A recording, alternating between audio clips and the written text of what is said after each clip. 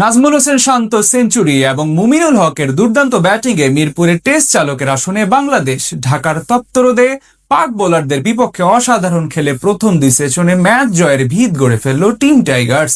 শুরুতে দুই ওপেনারের উইকেট হারালেও শান্ত মুমিনুল মিলে রানের পাহাড় তৈরি করেছে সফরকারীদের বিপক্ষে। মিরপুরে বাংলাদেশের এমন পারফরম্যান্স এবং দুই সেশন শেষে কত রান করলো সেসব এক করে জানবো রিপোর্টে।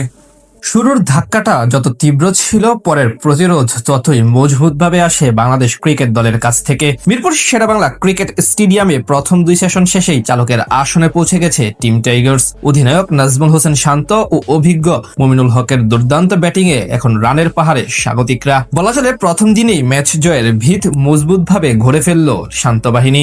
দীর্ঘদিন পর সাদা পোশাকে মাঠে নামে বাংলাদেশ ক্রিকেট দল। মিরপুরে পাকিস্তানের বিপক্ষে এদিন অভিনব উপায়ে জাতীয় সঙ্গীত পরিবেশন করে যাত্রা শুরু করে দুই দল। ঢাকার 33 ডিগ্রি তাপমাত্রায় টস জিতে আগে বল করার সিদ্ধান্তকে প্রাধান্য দেন পাকিস্তানের অধিনায়ক শান মাসুদ। বিপরীতে 3 পেসার, 2 স্পিনার এবং 6 জন ব্যাটার নিয়ে আগে ব্যাট করতে নেমে শুরু থেকেই সফরকারী পেসারদের একের পর এক দুর্দান্ত ডেলিভারিতে কোণঠাসা হয়ে থাকে টাইগার ব্যাটাররা। শুরুতে 2-4 মেরে ভালো কিছুর ইঙ্গিত দিলেও এদিন একটু বেশি ভুগতে থাকেন ডানহাতি মাহমুদুল হাসান জয়। ফলাফল সপ্তম ওভারে তার কারণে প্রথম উইকেট হারায় বাংলাদেশ। শাহিন শাহ আফ্রিদির স্টাম্পের উপরের শর্ট লেন্থের ডেলিভারি ব্যাটের কোনায় লেগে চলে যায় উইকেট কিপার রিজওয়ানের হাতে। অধিনায়ক শান্তকে বেশিক্ষণ সঙ্গ দিতে পারেননি আরেক ওপেনার সাদমান ইসলাম। হাসান আলীর দুর্দান্ত এক ডেলিভারিতে পরাস্ত হয়ে স্লিপে ক্যাচ দিয়ে আউট হন তিনি। সাদমানের কাছ থেকে আসে 30 বলে 13 রানের ইনিংস। এরপরই ধীরে ধীরে প্রতিরোধ গড়ে তোলেন মুমিনুল হক এবং নাজমুল হোসেন শান্ত। দুজনই নিজেদের স্বভাবসুলভ অ্যাপ্রোচে ব্যাট চালাতে থাকেন পাক বোলারদের বিপক্ষে। 25তম ওভারে ইনিংসের প্রথম ছক্কা হাঁকান শান্ত।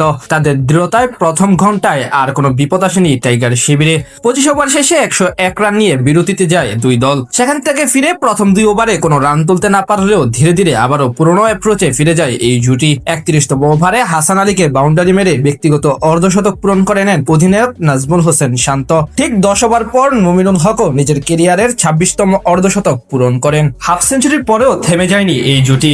এর মাঝে 150 রানের গন্ডি পার করে বাংলাদেশ দল। সময়ের সাথে সাথে কিছুটা আক্রমণাত্মক হতে থাকেন অধিনায়ক শান্ত। টেস্ট মেজাজ থেকে বেরিয়ে এসে অনেকটা ওয়ানডের মতোই রান তুলতে থাকেন তিনি। তাদের বিপক্ষে অনেকটা অসহায় হয়ে পড়ে পাকিস্তানি বোলাররা। 49তম ওভারে লগনের উপর দিয়ে অসাধারণ এক শট খেলে ছক্কা মেরে 90 গড়ে পৌঁছান শান্ত। খানিক পরেই বাউন্ডারি মেরে সেঞ্চুরি পূরণ করেন নাজমুল হোসেন শান্ত, যেটি টেস্ট ফরম্যাটে তার 9ম শতক। যদিও এরপর আর বেশিক্ষণ টিকতে পারেননি এই ব্যাটার। একটু পরেই এলবিডব্লিউর ফাঁদে পড়ে বিদায় নেন তিনি। তার বিদায়ের পরও এখন অব্দি বেশ ভালো অবস্থানে বাংলাদেশ দল। বলা চলে শক্ত অবস্থানই গড়ে দিয়ে গেছে টাইগার কাপ্তান।